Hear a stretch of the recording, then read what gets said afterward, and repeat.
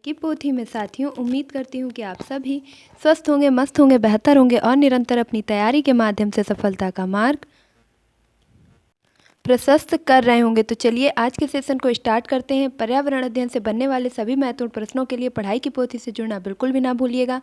इससे पहले कि अगर आपने चैनल को सब्सक्राइब नहीं किया है तो फटाफट से इसे सब्सक्राइब कर लें, बेल आइकन को प्रेस कर लें ताकि आगे आने वाली वीडियो की सभी नोटिफिकेशन आप तक पहुँच सकें। देखेंगे आज का पहला प्रश्न, और आज का पहला प्रश्न है कि निम्न में से कौन सी वस्तु सजीव नहीं है। देखिए, ये सभी क्वेश्चन आपकी प्रत्येक टीचिंग एग्जाम के लिए बहुत ही ज़्यादा बेनिफिशियल रहने वाले हैं, इसलिए वीडियो को बिना स्किप किए अंत तक ज़रूर देखिएगा। निम्न में से कौन सा सजीव वस्तु नहीं है। ऑप्शन ए है वृक्ष, बी है फूल, सी है मशरूम और डी है बादल।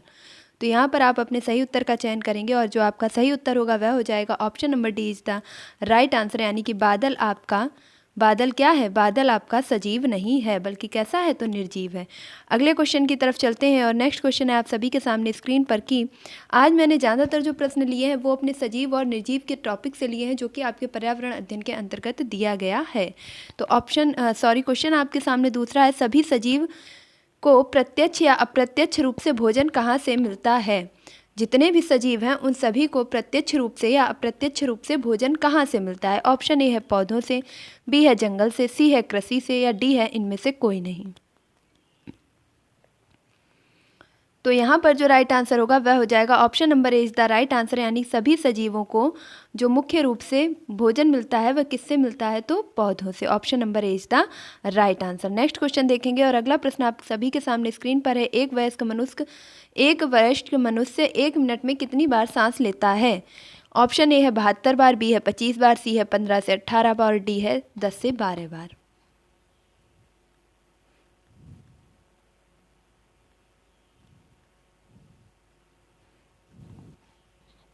देखिए, यहाँ दिल धड़कने की बात नहीं की जा रही है जो आप 72 बार अपना आंसर टिक कर देंगे। यहाँ पर बात की जा रही है कितने बार सांस लेता एवं छोड़ता है, कितने बार सांस लेता एवं छोड़ता है। तो यहाँ पर आपका राइट आंसर क्या होगा, option number C is the right answer, यानी 15 से 18 बार वो सांस को लेता और छोड़ता है 1 मिनट के अंदर। नेक्स्ट क्वेश्चन की तरफ चलेंगे। देखिए, अगर हृदय की धड़कन पूछी जाएगी तब आप 72 बार करेंगे, इसलिए जो है क्वेश्चन को बहुत ही आसानी से पढ़िए।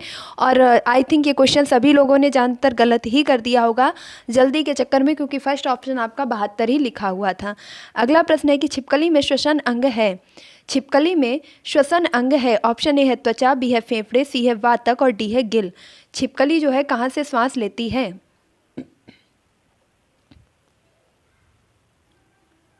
तो यहाँ पर जो राइट आंसर होगा वह हो जाएगा option number B is the right answer, यानी फेफड़े से सांस लेती है। नेक्स्ट क्वेश्चन देखेंगे और अगला प्रश्न है स्क्रीन पर कि पौधों में गैसों का आदान प्रदान कैसे होता है।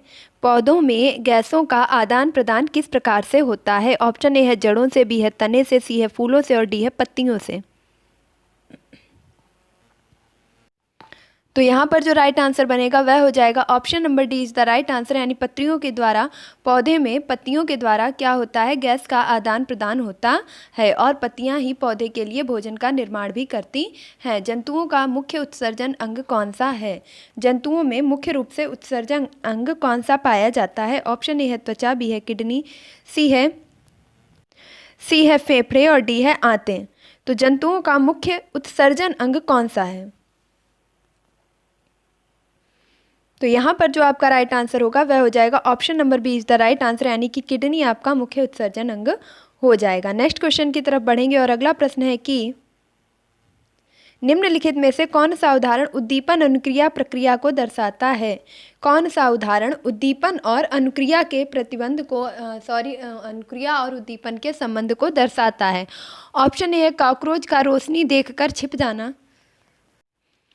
ऑप्शन बी है सूरज छिपने के पश्चात फलों का बंद हो जाना और ऑप्शन सी है मनपसंद व्यंजन देखकर मुंह में पानी आना और ऑप्शन डी है उपरोक्त सभी।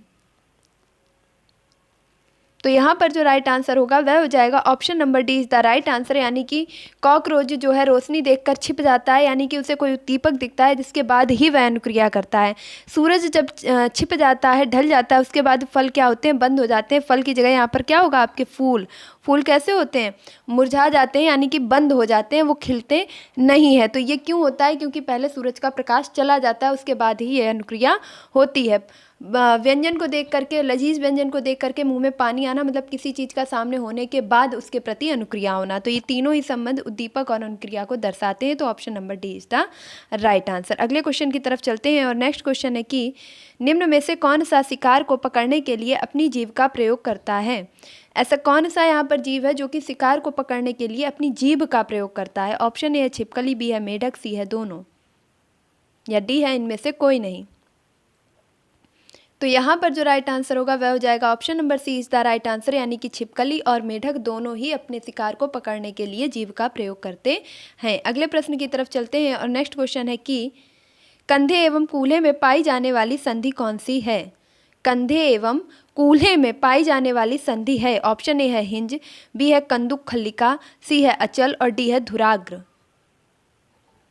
देखिए इस प्रकार आपके कुछ शारीरिक यानी कि पोषण के अंतर्गत जो प्रश्न आते हैं वहाँ से विटामिन वगैरह से भी साइंस में पूछ लिया जाता है पोर्शन, और यहाँ पे मनुष्य के शारीरिक बनावट से भी कुछ प्रश्न आपसे पर्यावरण के अंतर्गत ही पूछ लिए जाते हैं। तो ये सभी महत्वपूर्ण प्रश्न हैं, इन्हें आप बहुत ही ध्यान से कीजिएगा। और 9वें प्रश्न का जो सही उत्तर होगा वह हो जाएगा option number B is the right answer, यानी कि कूल्हे एवं कंधे की पाई जाने वाली अस्थि यानी संधि को क्या कहते हैं, तो कंदुक खल्लिका के नाम से जाना जाता है। अगले प्रश्न की तरफ चलते हैं और नेक्स्ट क्वेश्चन है आप सभी के सामने स्क्रीन पर कि निम्नलिखित में से कौन सा कथन सत्य है। निम्नलिखित में से कौन सा कथन सत्य है। ऑप्शन है केचुआ पेशियों एवं सूक की मदद से रेंगता है। केचुआ पेशियों एवं सूक की मदद से रेंगता है। ऑप्शन बी है, यानी सेकंड आपके सामने जो है ऑप्शन वह है मनुष्य के सिर में अचल संधि पाई जाती है। और थर्ड है आपके सामने मेढक, थर्ड है कि मेढक तैरता भी है और फुदकता भी है। और फोर्थ है कि पौधे में प्रकाश संश्लेषण 24 घंटे होता है। तो यहाँ पर आप अपने सही कूट का चयन करेंगे। ऑप्शन 1, 2, 3 व 4 सही है। ऑप्शन 1, 2, 3 सही है। ऑप्शन 1 और 2 सही है। ऑप्शन 1 और 4 सही है। तो यहाँ पर जो आपका सही उत्तर बनेगा वह हो जाएगा option number B is the right answer, यानी कि ऑप्शन 1, 2 और 3 सही हैं। पौधों में प्रकाश संश्लेषण की क्रिया 24 घंटे नहीं होती है, क्योंकि यह क्रिया आपके सूर्य के प्रकाश की उपस्थिति में ही होती है और रात में सूर्य का प्रकाश नहीं मिल पाता है, जिस कारण ये प्रक्रिया नहीं होती है। तो पौधे जो है 24 घंटे अपने भोजन का निर्माण नहीं करते हैं, जबकि मनुष्य के शरीर में अचल संधि पाई जाती है। मेढक तैरता भी है और फुदकता भी है, और केचुआ अपनी पेशी एवं शूक की मदद से ही रेंगता है। तो इस प्रकार आपका ऑप्शन 1, 2, 3 सही हो जाएंगे। तो option number B is the right answer. अगले क्वेश्चन की तरफ चलते हैं। नेक्स्ट क्वेश्चन है कि निम्नलिखित जानवरों में से कौन बच्चों को जन्म देता है। ऑप्शन ए है चमगादड़, बी है व्हेल मछली, सी है सील और डी है ये सभी। तो कौन जो है बच्चों को जन्म देता है, तो यहाँ पर जो राइट आंसर होगा वह हो जाएगा ये सभी, चमगादड़, व्हेल और चमगादड़, व्हेल और आपके सील, ये तीनों ही क्या करती हैं, जानवर जो है बच्चों को जन्म देती है। और आपका चमगादड़ कैसा जीव है, तो यह एक स्तनधारी जीव है। ये भी याद रखिएगा, कई बार पूछा जा चुका है कि चमगादड़ कैसा जीव है, तो स्तनधारी जीव है। नेक्स्ट क्वेश्चन की तरफ चलते हैं और अगला प्रश्न है कि निम्नलिखित में से किस पौधे में पत्तियों के द्वारा प्रजनन होता है। ऐसा कौन सा पौधा है जिसकी जो पत्तियां हैं वो प्रजनन करती हैं, मीन्स आप उसकी पत्ती लगा देंगे तो भी पौधा क्या होगा, तैयार हो जाएगा। जबकि अन्य चीज़ों में क्या होता है, किसी चीज़ में आपके डंडी यानी कि कह सकते हैं तने के द्वारा संवर्धन होता है, तो किसी चीज़ में बीज के द्वारा संवर्धन होता है। तने के द्वारा किस में संवर्धन होता है, जैसे आपका हो गया गन्ना, गन्ने का जो संवर्धन है किसके द्वारा होता है, तने के द्वारा होता है। केले का संवर्धन तने के द्वारा होता है। जबकि यहाँ पर पूछा गया है कि पत्तियों के द्वारा किसका संवर्धन होता है। ऑप्शन आपके सामने है, ऑप्शन ए है गुलाब, बी है पत्थर चट्टा, सी है शकरकंद और डी है आलू। यहाँ पर जो राइट आंसर होगा वह हो जाएगा option number B is the right answer, यानी पत्थर चट्टा का जो प्रजनन है वह पत्तियों के द्वारा होता है। आप एक पत्ती, दो पत्ती कहीं पर भी लगा दीजिए और धीरे धीरे करके यह पूरे पेड़ का आकार, पूरे पौधे का आकार ले लेगा। और जो है आपके शकरकंद, आलू, गुलाब, ये आपके पत्तियों द्वारा प्रजनन नहीं होते हैं। गुलाब जो कि आपके तने द्वारा प्रजनन करता है। शकरकंद, आलू, इनके लिए आप कह सकते हैं कि बीज का प्रयोग किया जाता है। जो आपके शकरकंद जो फल है उसी को काट करके दोबारा लगाया जाता है। अगले क्वेश्चन की तरफ चलेंगे। नेक्स्ट क्वेश्चन है कि कौन सुमेलित नहीं है। कौन सुमेलित नहीं है। केचुआ त्वचा, पसीना त्वचा, मच्छर कान और सांप कंपन। यहाँ पर बात की जा रही है कि कौन सा जीव किस तरीके से सुन पाता है। केचुआ त्वचा से सुनता है और पसीना आपका पसीना कान से सुनता है, तो ऐसा तो कोई कॉन्सेप्ट है ही नहीं। ऑप्शन सी है मच्छर के कान होते हैं और सांप कंपन के द्वारा सुनता है, तो ये सांप कंपन के द्वारा सुनता है, मच्छर अपने कानों से सुनता है, केचुआ त्वचा के द्वारा चीज़ों को एहसास करता है। तो यहाँ पर जो आपका रॉन्ग आंसर होगा सुमेलित नहीं है, तो option number B is the right answer, यानी पसीना और त्वचा का कोई भी संबंध नहीं है। पसीना जो है वो त्वचा से निकलता है, ना कि पसीना सुनता है त्वचा के द्वारा। तो ये कॉन्सेप्ट आपका बिल्कुल गलत हो जाएगा। तो option number B is the option number, देखिए यहाँ पर आपका ऑप्शन सी सही दिया गया है, तो उस चीज़ को थोड़ा समझ लीजिएगा। यहाँ पर बात सुनने की नहीं बल्कि ये कॉन्सेप्ट पूछा जा रहा है कि त्वचा से केचुए का संबंध है। जी हाँ, त्वचा के द्वारा ही वह चीज़ों को एहसास करता है। पसीना भी त्वचा से निकलता है। सांप कंपन के द्वारा चीज़ों को महसूस करता है, जबकि मच्छर के कान नहीं होते हैं और मच्छर और कान का कोई भी संबंध यहाँ पर नहीं बैठ रहा है। तो इस क्वेश्चन में थोड़ा मैं भी डाउटफुल हूँ। फिलहाल आंसर आपके सामने है। अगला क्वेश्चन देखेंगे और नेक्स्ट क्वेश्चन है आप सभी के सामने की पक्षी एक ही वक्त में दो अलग अलग चीज़ों को देख लेते हैं क्योंकि पक्षी एक ही समय में दो अलग अलग चीज़ों को देख लेते हैं क्योंकि वे अपनी गर्दन को घुमाते रहते हैं। इनके सिर के दोनों तरफ आंखें होती हैं। इनकी आंखों की पुतली घूम नहीं सकती है। इनकी आंखें छोटी होती हैं। तो एक ही समय में वो दो अलग अलग चीज़ों को कैसे देख पाते हैं? तो यहाँ पर जो आपका राइट आंसर होगा वह हो जाएगा option number B is the right answer, यानी कि पक्षी के सिर के, मान लीजिए ये कोई एक पक्षी का सिर है और उसके सिर के दोनों तरफ, इधर भी और इधर भी, दोनों तरफ आपके आंखें पाई जाती हैं। तो अगला क्वेश्चन देखेंगे और नेक्स्ट क्वेश्चन है कि मनुष्य की कोहनी और घुटने के मनुष्य की कोहनी और घुटने में कौन सी संधि पाई जाती है? मनुष्य के कोहनी और घुटने में कौन सी संधि पाई जाती है? ऑप्शन ए कंदुक खलिका, बी है हिंज, सी है अचल और डी है धुराग्र। देखिए कंधे और कूल्हे में अभी हमने पढ़ा था कौन सी पाई जा रही थी? कंदुक खलिका। और जबकि आपके घुटने और कोहनी में कौन सी पाई जाएगी? तो यहाँ पर जो राइट आंसर होगा वह हो जाएगा option number B is the right answer, यानी हिंज नामक संधि जो है आपकी पाई जाएगी। अगला प्रश्न देखेंगे और नेक्स्ट क्वेश्चन है कि मनुष्य की खोपड़ी की अस्थियां गति नहीं करती क्योंकि इनमें पाई जाती हैं। मनुष्य के सिर यानी खोपड़ी की जो अस्थियां हैं वह गति नहीं करती हैं, क्यों? ऑप्शन ए अचल संधि के कारण, बी है कंदुक खलिका संधि के कारण, सी है धुराग्र संधि के कारण या डी है हिंज संधि के कारण। इनमें कौन सी संधि पाई जाती है? अभी हमने देखा कि कंदुक खलिका किस में पाई जा रही थी? कंधे और कमर में।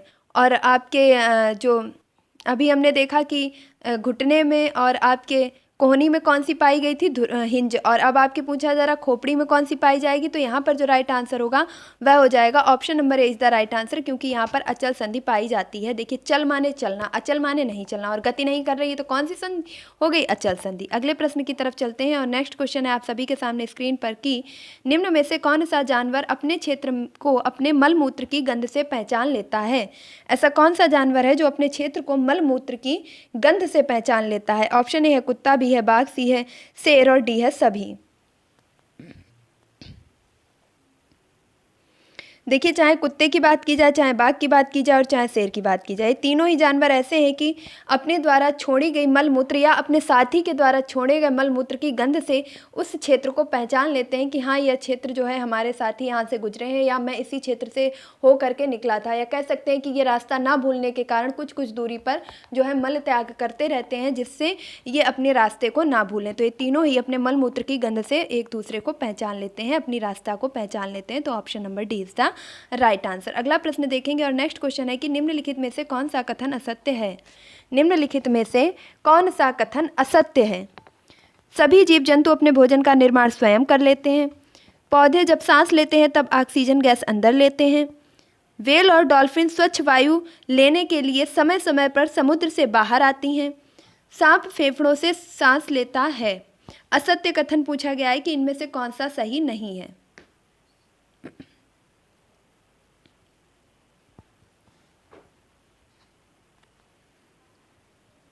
देखिए सभी जंतु अपने लिए भोजन का निर्माण करते हैं ऐसा गलत है, क्योंकि कुछ जीव जंतु और कुछ आपके ऐसे जंतु पाए जाते हैं जो कि परपोषी होते हैं, स्वपोषी नहीं होते हैं। वे स्वयं अपने भोजन का निर्माण नहीं करते हैं बल्कि दूसरों पर आश्रित रहते हैं। तो ये आपका असत्य हो जाएगा और यही अपने क्वेश्चन का जो है राइट आंसर हो जाएगा। Option number A is the right answer. अगले जो ऑप्शन हैं उन पर भी ध्यान देंगे कि पौधे जब सांस लेते हैं तब ऑक्सीजन गैस अंदर छोड़ते हैं, ये बात सच है, लेकिन रात में ये क्या करते हैं? कार्बन डाइऑक्साइड को जो है बाहर निकालते हैं। अगला देखेंगे व्हेल और डॉल्फिन स्वच्छ वायु लेने के लिए समय समय पर समुद्र से बाहर आती हैं। तो जी हाँ, इन्हें जब ज़रूरत लगती है तो ये समय समय पर बाहर भी आती हैं। और सांप फेफड़ों से सांस लेता है। अगले क्वेश्चन की तरफ चलेंगे और नेक्स्ट क्वेश्चन है कि निम्नलिखित में से कौन सा कथन सत्य है। पौधे अपने अपशिष्ट पदार्थों को उत्सर्जन के रूप में बाहर निकाल देते हैं। पौधे अपने अपशिष्ट पदार्थ को उत्सर्जन के रूप में बाहर निकाल देते हैं। ऑप्शन बी है पौधे अपने अपशिष्ट पदार्थ को ऐसे भाग में इकट्ठा कर लेते हैं जिससे उनको हानि ना पहुंचे, या उपरोक्त दोनों सही हैं।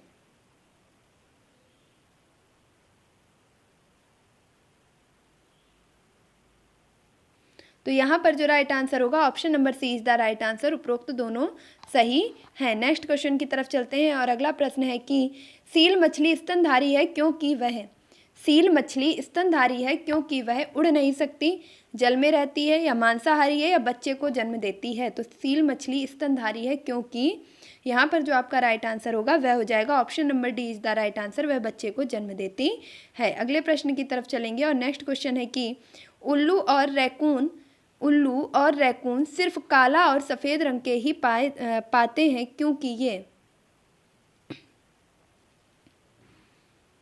उल्लू और रैकून सिर्फ काला और सफ़ेद रंग ही देख पाते हैं क्योंकि ये ऑप्शन है नभचर हैं, बी है रात्रिचर है, सी है उभयचर है, या डी है इनमें से कोई नहीं। तो इसका राइट आंसर क्या होगा, इस क्वेश्चन का जो राइट आंसर होगा वह हो जाएगा option number B is the right answer, क्योंकि यह रात्रिचर है। इसीलिए उल्लू और रैकून ही नहीं बल्कि रात में जागने वाले सभी जानवर चीज़ों को सफ़ेद और काले रंग में ही देख पाते हैं। अगले प्रश्न की तरफ चलते हैं और आज का जो हमारा लास्ट क्वेश्चन है वह है कि बाज, गिद्ध, चील जैसे पक्षी शिकार को दूर से ही देख लेते हैं क्योंकि बाज, गिद्ध, चील जैसे पक्षी अपने शिकार को दूर से ही देख लेते हैं क्योंकि वे आसमान में ऊपर उड़ते हैं। भैया सभी पक्षी आसमान में ऊपर ही उड़ते हैं, नीचे कोई नहीं उड़ता है ज़मीन पे। वे बहुत तेज उड़ते हैं, उनकी दृष्टि मनुष्य से 4 गुना तेज होती है। उपरोक्त सभी सही हैं।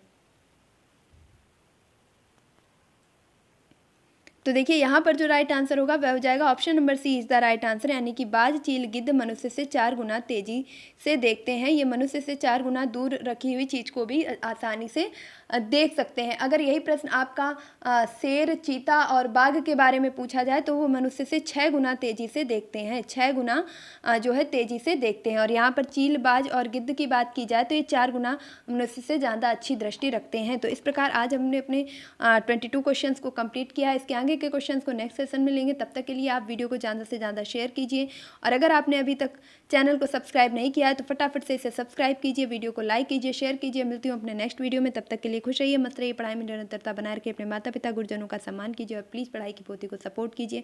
इसी तरह के अच्छे अच्छे क्वेश्चन देखने के लिए लगातार सेशन से जुड़े रहिए और इस वीडियो को देखने के लिए बहुत बहुत धन्यवाद।